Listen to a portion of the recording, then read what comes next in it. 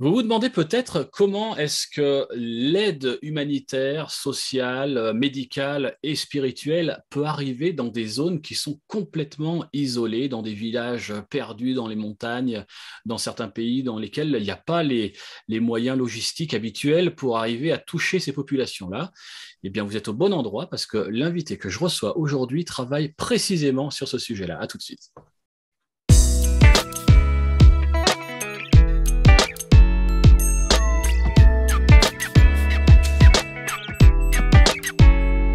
Chers amis, bonjour. Je suis heureux de vous retrouver encore aujourd'hui pour une nouvelle séquence, l'invité de Pascal, avec un invité que vous ne connaissez sans doute pas. Il s'appelle Éric Privé. Bonjour Éric. Bonjour Pascal. Alors Éric, tu es le directeur d'une association qui s'appelle MAF France. Est-ce que tu peux nous la présenter en quelques mots? Oui, bien sûr. MAF France, c'est une organisation de but non lucratif. Et ce que l'on fait, c'est on opère des petits avions, donc des Cessna Caravan, et on les opère pour amener l'aide, le secours, la guérison et l'espoir aux peuples isolés, donc des hommes et des femmes et des enfants qui habitent dans des régions qui sont très difficiles d'accès par les voies terrestres. Et de ce coup, s'ils ont besoin, par exemple, d'un service médical, ben, le voyage en voiture pourrait prendre peut-être 8 heures, voire 12 heures, ou même un voyage en bateau. Et si c'est une urgence, une maman qui est en train d'accoucher et ça se passe mal, ben, elle n'a pas le temps de passer 8 heures en voiture, à voir si elle survit du tout le trajet. Et donc, on peut faire appel à MAF, un de nos avions, et nous, on va être là dans 40 minutes, 1 heure maximum. On va pouvoir la transporter à l'hôpital le plus près et on va sauver des vies. Donc votre objectif, votre mission, c'est c'est d'envoyer des personnels médicaux ou autres dans des régions très isolées et difficiles d'accès. C'est bien ça, en vue de pouvoir apporter une aide soit médicale, humanitaire ou autre. Et exactement. Nous, si on fait une recherche sur Google, par exemple, aviation humanitaire, on va très souvent tomber sur MAF France. Nous sommes une organisation internationale, donc nous, en France, on est la représentation française de cette organisation, mais on opère dans 27 différents pays. On a 120 avions. Et notre mission, c'est de servir ensemble, on dit, pour apporter de l'aide, de l'espoir et de la guérison par l'aviation. Donc, nous, on va travailler avec d'autres organisations. C'est ça, quand tu dis servir ensemble, c'est-à-dire que c'est pas vous n'avez pas les personnels médicaux dans vos équipes. Vos personnels, ils sont liés directement à l'aviation, c'est ça? Exactement. Nous, notre expertise, c'est l'aviation et la logistique aérienne, tout ce qui va avec. Donc nous, on a des pilotes, des mécaniciens, et bien sûr, on a le support logistique, la comptabilité et tout ça qui va avec une opération qui gère 120 avions et 1200 personnels dans le monde international pour faire nos opérations. Mais nous, on opère en tant que support quelque part pour différentes organisations, donc médicaux, d'autres ONG à but humanitaire. Donc nous, on n'a pas de médecin, nous. Exactement, on travaille autour du monde avec à peu près 1400 autres organisations qui s'en servent de nous comme taxi quelque part, ou même il y a un de mes collègues qui a dit, nous on est là, on fait le transport. Notre mission quelque part, elle a 5 axes, donc des axes humanitaires. Par exemple, la compassion, donc amener une urgence médicale. On fait des tournées médicaux régulièrement dans différents pays. Ouais. La justice sociale. Donc nous, on va encourager et travailler avec des organisations qui sont là pour l'éducation, pour rendre des opportunités à les peuples, les personnes, les enfants isolés, une éducation qui va leur donner d'autres opportunités dans la vie. On va travailler avec des organisations qui sont environnementales. Ouais. un petit peu pour protection de la création. Donc, c'est important, on le sait. Et aussi, on va travailler en support de les organisations chrétiennes locales. Donc, on va les soutenir pour faire encourager le réseau des églises locales. Voilà. D'accord, ça veut dire que lorsque, par exemple, tu as une église qui veut envoyer un pasteur, un prédicateur dans une zone pour une journée, ils peuvent faire appel à des organisations comme la vôtre pour les transporter jusqu'aux endroits, au lieu de destination. Oui, tout à fait. Et encore, le grand valeur que nous on apporte, c'est une multiplication quelque part de leur travail, de tous ces différents types d'organisations. Oui. Parce que comme je dis, nos vols, un vol avec MAF, en moyenne, on fait des vols plus courts et plus longs, mais en moyenne, c'est 1 heure. Mais cette heure de vol, on va vous amener 500 km et on va faire gagner du temps, qui va être 1 heure en voiture. Peut-être s'il y a une rivière, peut-être, pardon, 8 heures en voiture, donc un vol d'1 heure. Ah Mais oui. en voiture, c'est 8 heures en voiture, fois 10 heures en bateau, voire plusieurs jours à pied, si Ouais. c'est possible. Et si c'est la saison des pluies, dans certains endroits où on en perd, ben, on peut oublier le trajet par la route. Si on allait regarder sur le site de MA France, on peut voir des photos où on voit l'alternative à l'avion et on voit des camions, des voitures dans des montagnes de boue. Voilà, c'est. Ouais, donc vous êtes vraiment là, en fait, pour désenclaver ces régions isolées, ces personnes Oui. isolées, et leur permettre d'obtenir ou l'aide ou la logistique, enfin, ce dont elles ont besoin, quoi. Ça peut être, Oui. donc, on a dit, humanitaire, médical, spirituel, Oui. etc. Mm. Exactement. Comment est-ce qu'elle Et est née, votre association? De quand elle date? alors, elle date depuis la fin de la Deuxième Guerre mondiale. Ah oui, d'accord, c'est assez Ouais. ancien quand même, ouais. Oui, ça fait 77 ans qu'on Ouais. est là. Et ça a démarré dans 3 endroits dans le monde un petit peu séparés. Il y a l'Angleterre, Mhm. euh, l'Australie et les États-Unis. C'était des anciens pilotes les forces aériennes, de Royal Air Force, de la US Air Force. Ils se sont dit, c'était des bombardiers, ils se sont dit, il faut que ça soit possible, qu'au lieu de euh, amener la destruction par l'aviation, on amène de l'aide. On fait quelque chose de constructif pour le royaume de Dieu. Waouh.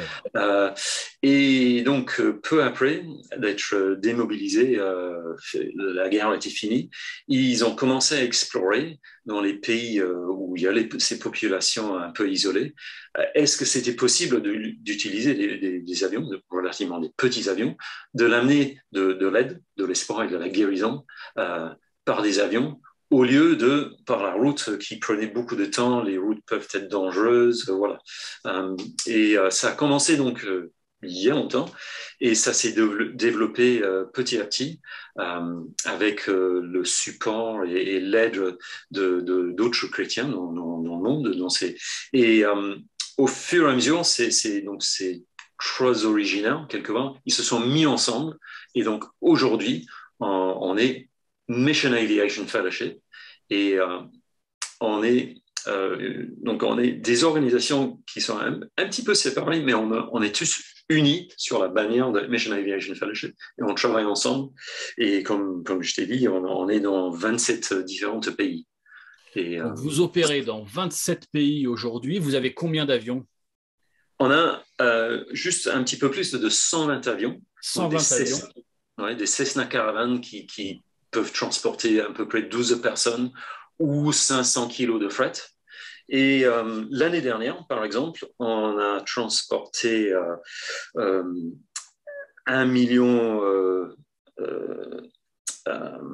Pardon, j'ai perdu un petit peu mes chiffres là. Non, 11 millions de kilos de cargo. Ah ouais. Et, et on a fait 32 000 heures de vol, 42 000 différentes étapes de vol, 100 000 passagers pardon, le bon chiffre, c'est 4 millions de kilos de fret. Donc, 4 millions de kilos de fret. Ah ouais. ouais. Donc, et à chaque fois, ce fret, c'est quoi? C'est de la nourriture, c'est du mobilier, c'est du matériel, c'est quoi? Alors, ça peut être plusieurs choses. Ça peut être de la nourriture. Donc, on intervient aussi en cas de catastrophe naturelle. Mhm. Mais aussi, récemment, on a transporté des graines parce qu'on aime aussi travailler un peu sur le long terme aussi, pour qu'on n'est pas que là pour les catastrophes naturelles et dans l'urgence. Ça peut être des matériaux médicaux aussi. Et on travaille aussi pour soutenir des écoles. Donc, un vol récent qu'on a fait aux Républiques démocratiques du Congo, on a transporté du matériau pour une école loin de Kinshasa, à Vanga. Et on a transporté des tables, des chaises et des cahiers, des crayons et tout ça pour aider à une petite école qui essaye de démarrer. Votre mission, c'est pleinement une mission chrétienne. Oui, nous, on est une organisation chrétienne. On ne cache pas nos valeurs. Euh, on est là pour voir les personnes isolées changer par l'amour du Christ. Ouais. Mais ceci dit, les médecins qu'on transporte, peut-être les enseignants qu'on transporte, ils sont pas obligés d'être des chrétiens, les organisations avec lesquelles on travaille. S'ils rentrent dans nos axes de mission, donc la justice sociale, la compassion, la protection de la création, on va quand même travailler avec eux s'ils nous le demandent. C'est ça, vous appliquez vos valeurs, c'est les vôtres, et tant que ça rentre dans votre champ de mission, vous appliquez, vous les transportez, quoi, vous les déplacez. Voilà. Aujourd'hui, quels sont vos besoins? La mission MAF France, elle agit sur quel domaine? Alors, nous, on agit sur les 3 domaines principaux. Donc, c'est la prière. Donc, on est une organisation chrétienne et donc on soutient notre activité en France et dans le monde entier avec nos prières. Ouais. Le deuxième, c'est sur le personnel. Donc, pour opérer ces 120 avions dans le monde, il faut des pilotes, des ingénieurs, des mécaniciens, des comptables, des programme managers, des managers de projets, des ingénieurs civils si on veut construire une nouvelle piste dans un endroit isolé.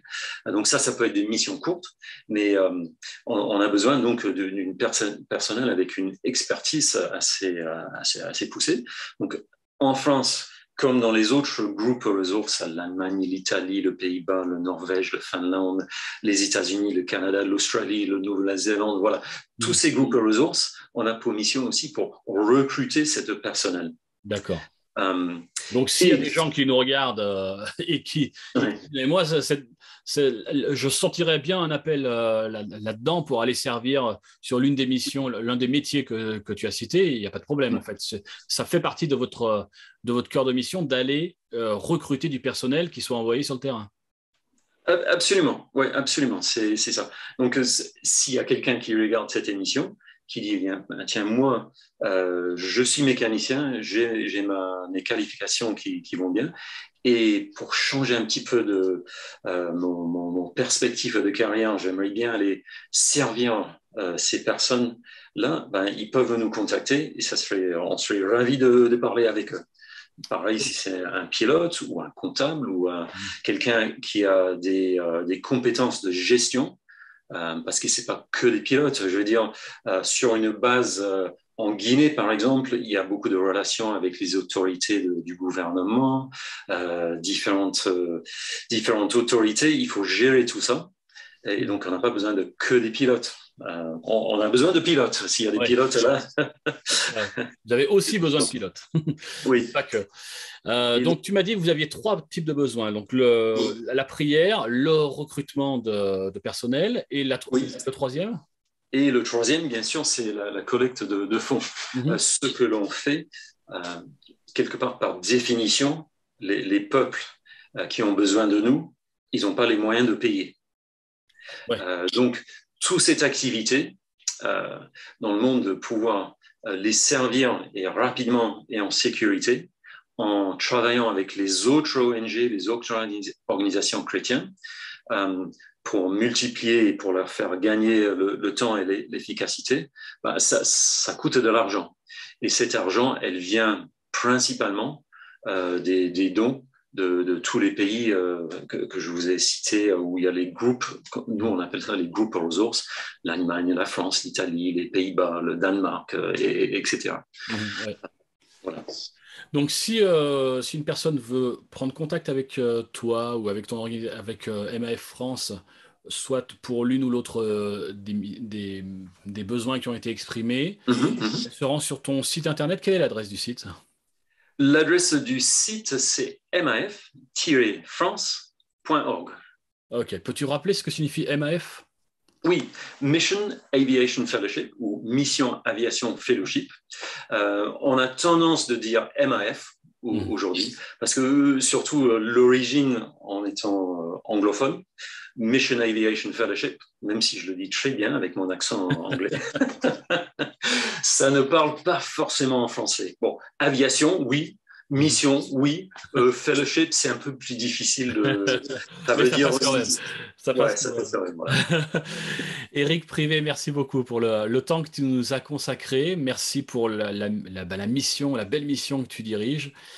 On souhaite vraiment que ça puisse continuer à se développer et que de 120 avions rapidement, vous puissiez passer à 130, à 150 et puis avoir de nouveaux moyens pour continuer à servir Dieu en servant aussi les populations les plus isolées.